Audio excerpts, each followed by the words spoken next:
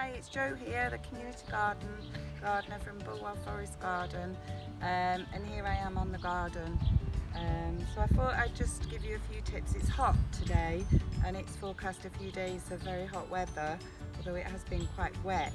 But so today I thought I'd give you a few tips to start with on how to deal with gardening in very hot weather. Dry weather. So what I've done today is I've been planting out some dwarf French beans. They're a dwarf variety of Balotti beans. So I've put these in here, and then there's a row of Ferrari, and then I've also planted some moss curled parsley.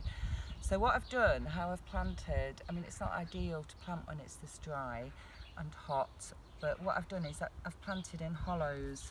So I'm going to show you an example of this with the parsley. So I'm going to dig a hole deeper than what I actually want. So I've dug my hole, and then a really good tip for planting in dry weather is to water into the hole, so the water is at the plant's roots where it actually wants them, because a lot of this water on the surface will evaporate. So I'm going to put my plant in, and it's deeper than I would do, but I'm not going to cover it up. I'm just going to make sure it's in a hollow. So the point of doing this into a hollow, and this is something you can do with all plants that need a lot of water, ornamentals as well, is you'll see when I water this bean here, the water's not being lost all over the rest of the bed. It's where I want it, so that's going to go to the plant's roots. So I'm going to do another little water in. Now these ones have already been watered here, but because I don't want to lose this water, I don't want it evaporating off to the sun, and I want to keep the plant's roots nice and cool. So what I've got here, I've got a barrel of some compost, homemade compost. You can use grass clippings, leaf mould. It's quite rough is this, but because I'm only putting it around the surface, it'll be fine. And it'll keep the plant's roots cool, and it'll keep the moisture in. The thing to remember with a mulch though is that when you put a mulch on, whatever your moisture levels are in the soil are going to stay like that. So if you mulch a dry soil, your plants won't get water. So also when you come to water,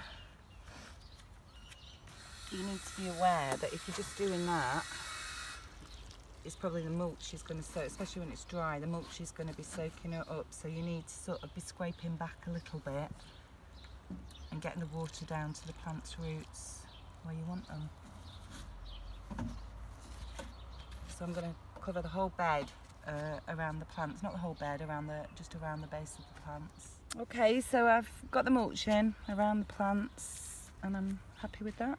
And we'll see how they do.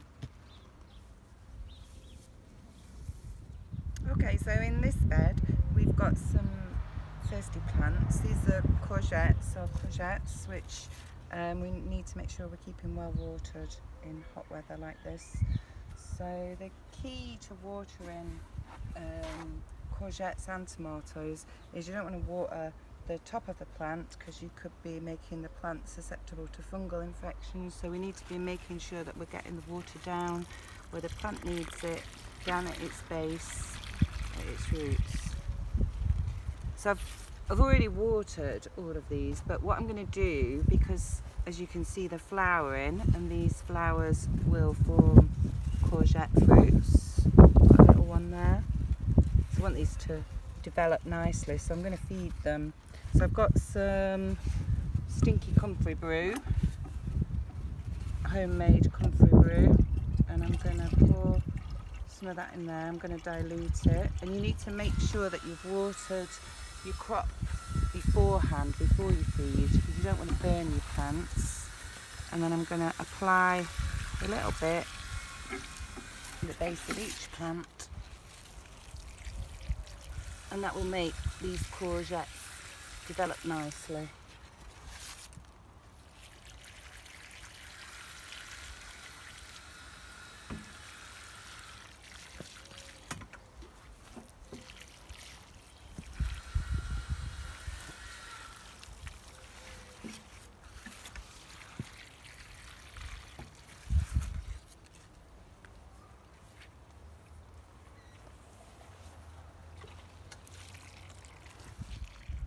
Okay, so I'm in the polytunnel now, and I have watered all of my tomatoes plants at the base. I've been careful not to water their leaves because they won't like that. So it's not only very hot in here, it's very smelly as well because I've got some lovely stinky comfrey brew. So I'm going to get some out, dilute it into another watering can full of water, and then I'm going to water my tomato plants around their base. And then some of these are flowering, as you can see, so this will help their flowers to form fruit. Comfrey's got a lot of nutrients. Plants like tomatoes and potatoes and strawberries really like.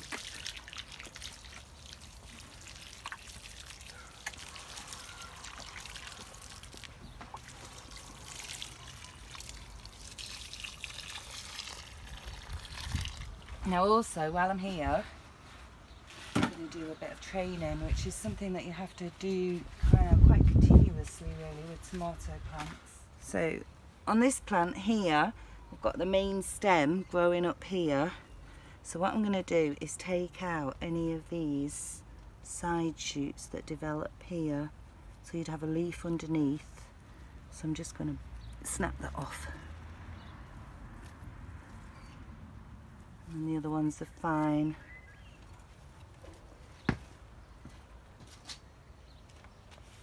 This one here. Be careful not to do, you're not taking off the flowering stems. You've got your main stem growing up, a leaf here, and then you've got one coming out between the two of them. That one's coming out. There's a big one here that I've missed earlier. These ones are a bush tomato. They're they're called red currant, so they'll be little tiny, like very small cherry tomatoes. But this is a bush tomato, so these are great if you don't want to be bothered with training them, because you can just let them sprawl wherever they want. Okay, so what I'm going to do next is I've got some climbing French beans this time. These are a variety called Blauhild, which I've never grown before, but I think they're going to be like a sort of purpley coloured bean, hopefully. So these are going to need supports. So a really easy way of doing this is to make a teepee. So what I've done here is I'm just making out a rough circle, marking out a rough circle in the ground. I've got 6 canes. Push them in as far as you can, because the crop does get quite heavy.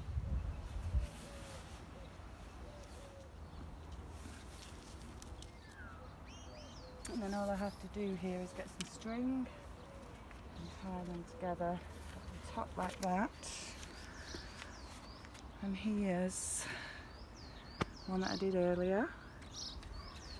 So what I've done around the base is, because it is quite hot and dry, and the soil is quite dry, is I've dug a little trench around the base. What I'm going to do with this is, again, I've got some homemade compost.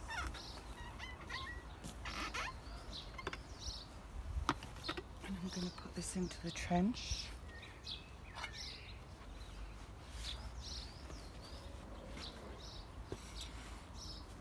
Try not to nettle myself in the process.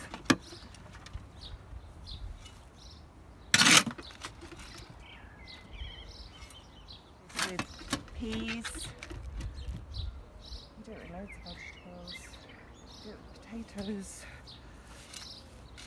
Okay, I'm going to try and give it a little bit of a stir in.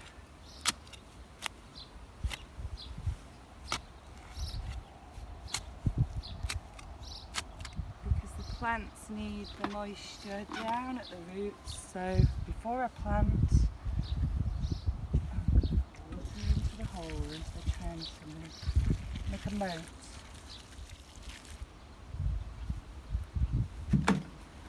And then all I have to do is be careful not to damage the roots. So I've got a nice root system there. Bob them try and do them deep again so that they're in a hollow. So when I water them in, hopefully there'll be like a hollow all the way around where the water will stay.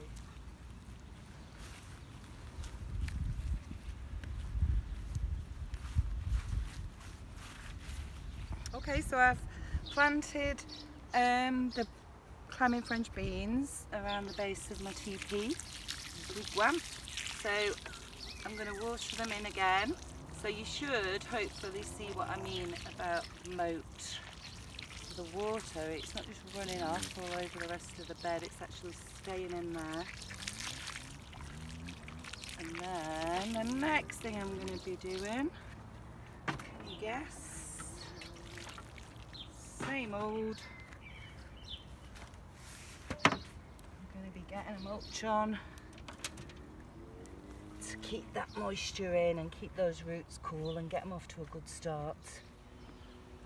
Okay, so to finish with, I thought we could just return to some of the subjects that I touched on in earlier videos, and one of those was planting potatoes in bags. And here you can see lots of potatoes planted in bags.